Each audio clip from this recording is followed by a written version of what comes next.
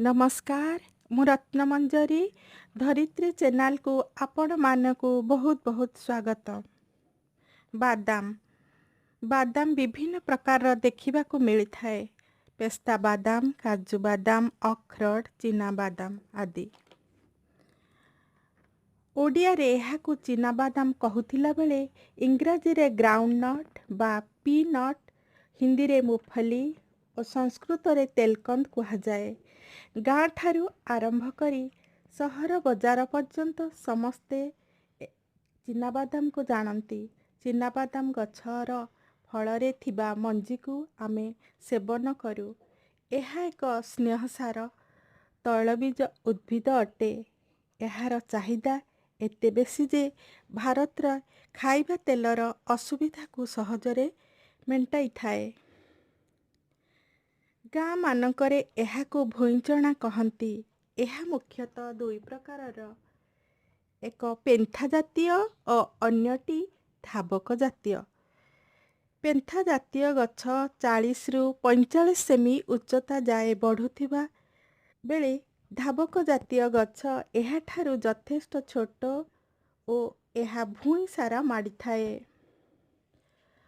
एक आश्चर्यर कथा हैला, एई गछर फूल फुटी सारिबा परे फूलर डेम्फ धीरे धीरे तलकू नई जाई थाए।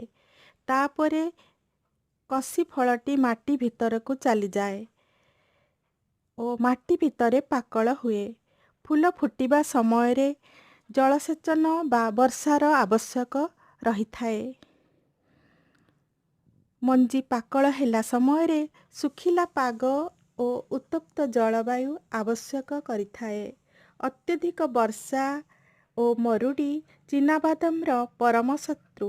चीनाबादाम पहाड़िया गड़ाणिया बालिया माटी रे भल अमल होइथाए। प्रचुर परिमाण रे स्नेहसार थिबारु यह देह पक्षे अति हितकर।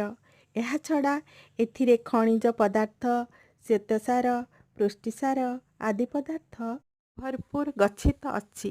शुष्क त्वचा पाई बादाम तेल लाभकारी। एहाकु नियमित प्रयोग कले सुफल मिलिथाए।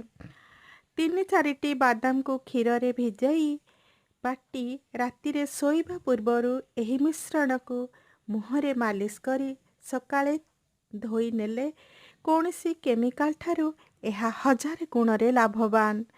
आपण मध्य करी देखंतु। रहुची पुणी एक नुआ वृक्ष को नहीं आसबी। नमस्कार।